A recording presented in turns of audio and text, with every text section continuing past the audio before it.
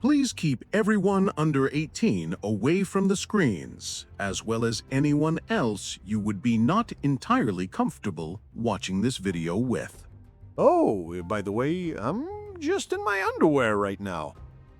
For 1,000 years, humans developed. For 1,000 years, they invented weapons, tools, and improved their housing. They enhanced the quality of life, and for 1,000 years, humans mated. From the very beginning, from the first years of human appearance until today, the purpose of our lives, laid down by nature, has not changed. Nature only needs one thing from us, that we mate. And for all these thousands of years alongside our development, sex has changed with us, and humanity's attitude towards it has changed too. It's still an awkward topic, but let's cast aside shyness, just like I cast aside my clothes, and dive into the world of sex. 2004 years. Hohlfels Cave, Germany.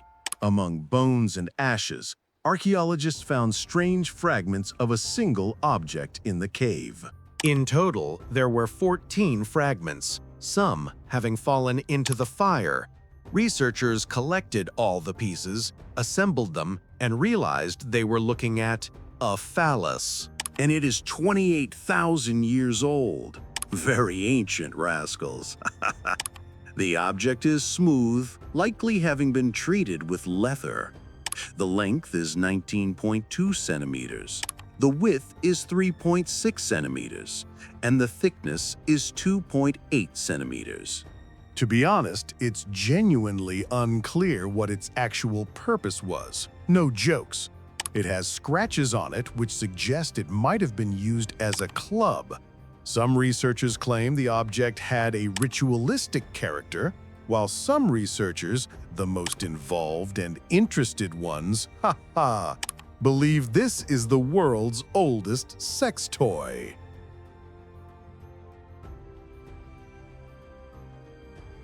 So, what about prehistoric sex? The truth is, we actually know very little. All that remains are bones and cave paintings, and it's hard to understand the sexual preferences of ancient people from them. But when we picture ancient humans, a stereotypical image pops up, that they were savages who coupled with everyone they could, doing whatever they wanted without really thinking about it. And they supposedly behaved indecently by today's standards. But in reality, as researchers say, it appears that everything is not quite like that. Researchers claim that this so-called mating instinct does not actually exist in humans as such.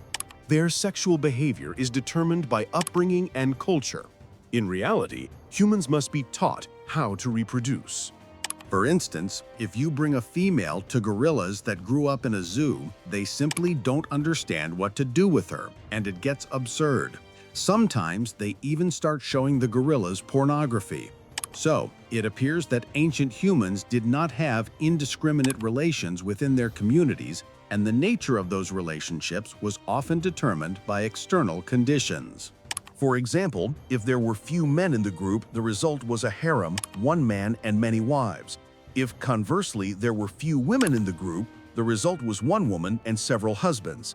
On average, however, the most common structure hasn't changed much since those times. We have serial monogamy. So we are devoted to one partner, but we have several such partners throughout our lives, and 50,000 years ago, it seems it was the same. Let's move on. Ancient Greece, the cradle of civilization, the birthplace of philosophy and democracy. Ooh, they were such promiscuous folk back then. Naturally, the entire Greek culture stands on the foundation of religion, meaning we first need to look at the myths about the Greek gods. The main deity is Zeus, the thunderer, the strongest of the Olympian gods, and possibly the most debauched. And so, here is the hick parade of Zeus's infidelities. Yes, he had a wife, Hera, who, by the way, was also his sister. But having a wife absolutely did not restrain Zeus at all. So, what mischief did he get up to? He possessed Metis, the goddess of wisdom, and when she became pregnant, he ate her, and the pregnancy transferred to himself. Well, that's just absurd, of course. Next, Zeus transformed into a serpent and seduced his sister, Demeter, the goddess of fertility. Then, still as a serpent, he seduced his niece. He also disguised himself as a swan and seduced the queen of Sparta. And he turned into a bull and seduced a Phoenician princess. After that, he assaulted his wife's priestess, and to keep his wife from finding out, he transformed the priestess into a white cow. Next, Zeus took the form of Amphitryon and possessed his wife, which, by the way, is how Heracles was born. Then there was also the daughter of the Phaeacian king, the daughter of the king of Argos, and also a maidservant of Artemis, the daughter of a river god. Basically, Zeus was truly terrorizing everyone around. This is how the main gods of Olympus lived. The husband was constantly cheating. So what should we expect from the Greeks who believed in this? The main city of Greece was Athens, and during the Golden Age of Athens, the 5th century BC, the city was ruled by Pericles, and he ruled for 32 years. He was intelligent, noble, honest, and handsome. The Acropolis was built during his rule, but there's just one rumor that his wife Aspasia, who was a hetera, was behind many of his decisions. A hetera is, shall we say, a very cool prostitute. I would even call her a super escort. And by the way, Pericles left his previous family for her. She helped her husband with all matters, gave advice, and assisted in their affairs. So, according to rumors, the Golden Age of Athens was presided over by a prostitute, or rather a very cool prostitute. Generally, heterae held a special position in society. They were expected to be able to sing, recite poetry, maintain conversations about politics and culture, and have a good sense of humor. They were free. They could refuse to interact with a man if they didn't like him. Heterae were hugely popular. Many famous personalities lived with them. Politicians, philosophers, writers, everyone wanted to be with heterae, but with their wives, unfortunately, no. Unfortunately, girls were married off very early. They did not even have the right to leave the house without their husband. Their duty was to bear children, so there was no talk of sex in marriage. It was purely for procreation. Thus, men constantly cheated on their wives with slaves and visited brothels. In Sparta, however, women were freer. They owned property and participated in public life. Here, by the way, women were able to cheat. All a Spartan man needed was a male child, a future warrior. A Spartan husband could even temporarily lend his wife to another man if he believed that man would father a good warrior with her. In Greece, however, in the temples of Aphrodite, the goddess of love, priestesses provided genuine sexual services in the goddess's name. And in honor of Dionysus, the god of winemaking, genuine orgies were arranged. Sex in ancient Greece was not something shameful, and it was everywhere, on images, pots, and statues, and sexuality was inseparable from religious rites. Brothels were a distinct part of the Greek way of life. They were everywhere, catering to any budget. Prostitutes often wore special sandals with an inscription on the sole that read, "Follow me." This inscription was stamped onto the ground, and any man could immediately know where to go. Let's move on. In ancient Rome, specifically in Pompeii, archaeologists found an ancient fresco depicting the god of fertility, Priapus. Truly a god. Romans adored sex. Not a single object from that time went without the depiction of the male organ. Fidelity in marriage was a flexible concept. Prostitution was legal, and men frequently took advantage of this. The walls of brothels have survived to our time with the names of the sex workers, the cost, and some images showing what needed to be done there. Every prostitute had to register with the magistrate.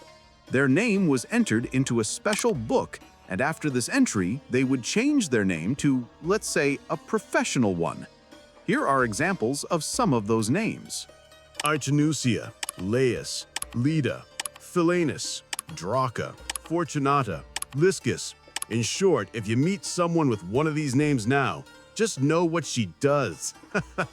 As for female infidelity, an unfaithful wife could voluntarily go to an official and register as a prostitute, and in this case she would not bear any responsibility. But the Roman emperors were, of course, the most perverted of all. Nero, who became emperor at the age of 17, devoted almost all his time to debauchery. He slept with everyone, even married women, although who would have stopped him if he had been the emperor? He even forced the priestesses of the goddess Vesta to participate in orgies. These priestesses took a vow of celibacy and were considered untouchable. According to the law, a priestess who broke her vow had to be executed. Emperor Caligula was a terrible and cruel tyrant.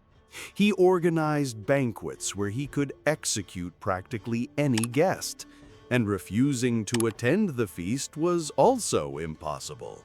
Nor could any woman refuse him, not even his sisters. Even though he had a wife, he tortured her and displayed her naked in public for everyone to see. Caligula was killed by his own officers, and it is said that during the assassination, they specifically pierced the emperor's sexual organ as the most hated part of this man. I'm starting to feel a bit chilly, and since we're talking about emperors and all that, I decided to transform. So, now that I look like an emperor, we can continue. Emperor Tiberius literally organized his own private brothel on the island of Capri. The most beautiful Romans and Roman women were constantly brought to this palace and forced to stage orgies to awaken passion in the aging Tiberius.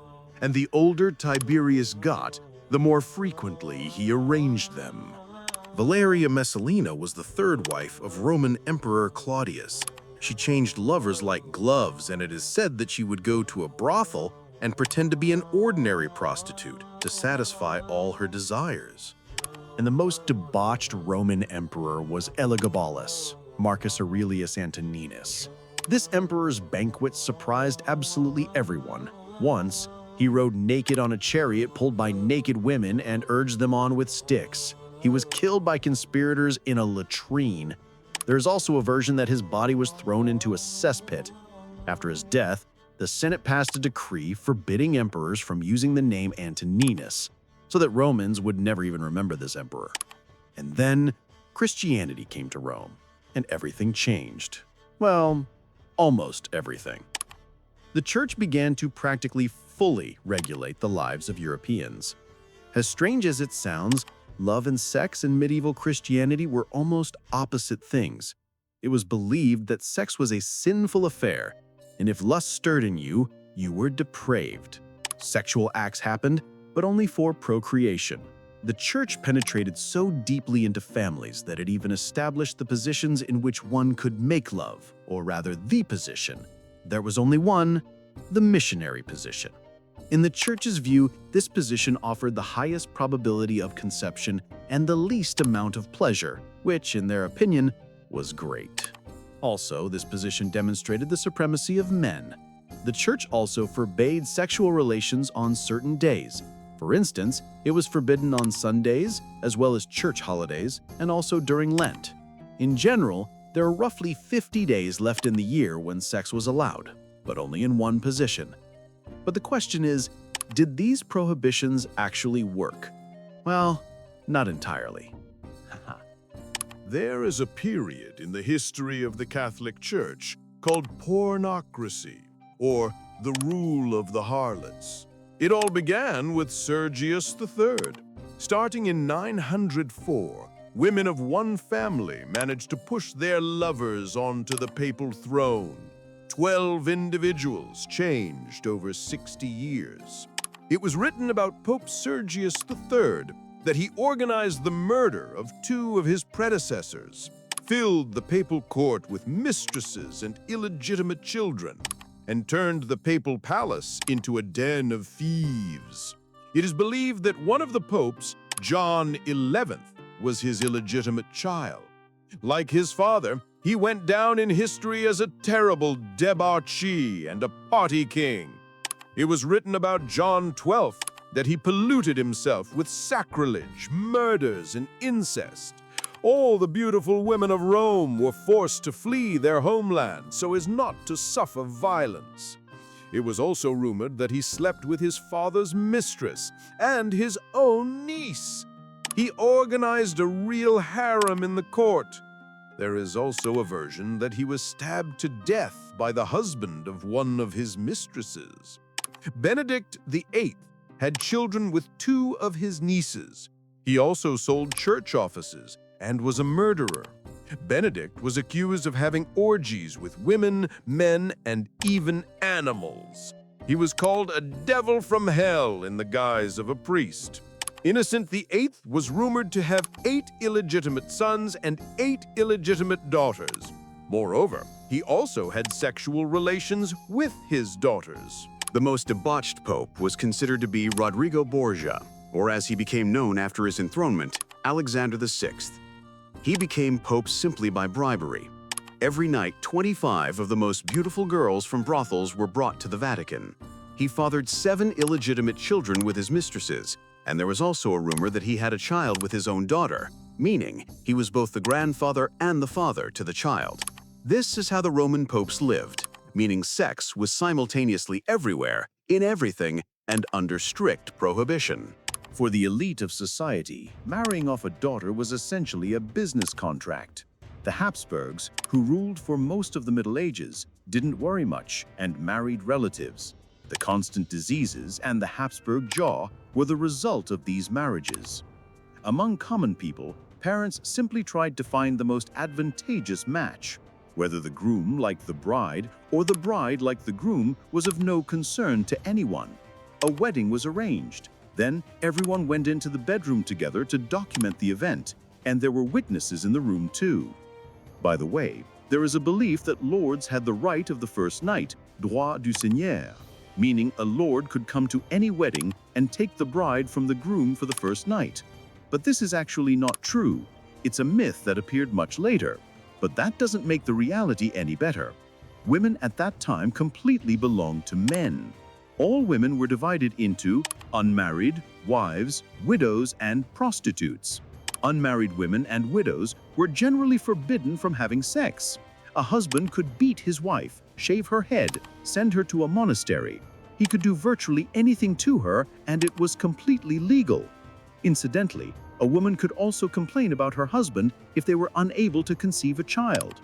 In such a case, the court would arrange an inspection, meaning the court would ask to be shown whether everything with the husband was working correctly. Overall, none of this is very good, but only one aspect of sexual life remains inviolable. Brothels. Brothels, as always, were everywhere, despite sex being forbidden. Yes, sex was a sin, but a man needs to relax somehow. Prostitutes in the medieval ages also worked tirelessly. So that you could distinguish an intimate service worker from an ordinary resident, they wore distinctive signs. Sometimes it was a yellow scarf, and sometimes a red cap. In short, despite the church's near total ban on sex in the Middle Ages, almost everyone still went to brothels, and all this lasted a long time, until Columbus went on his journey. That's when everything came to an end. The fact is that this traveler told Europeans about a new land and brought back syphilis. The disease immediately gripped almost all of Europe, and it spread specifically in brothels. More than 5 million people died. A belief arose that this was divine punishment. Even the church was fractured at the time, and Protestants appeared. The terrible disease spared no one, and there were no cures. Incidentally, that is when they remembered condoms. Yes, they existed back then, in the Middle Ages, and even in ancient Greece. One of the first mentions was 3,000 years BC. The legend of King Minos says that the king was cursed for constant infidelities and his semen contained snakes and scorpions that would kill his lovers. To save those very lovers, he used a goat's bladder. During the excavation of Tutankhamun's tombs in Egypt, certain items for the sexual organ were found. And in China, they used silk paper soaked in oil and the intestines of a lamb or piglet for this purpose.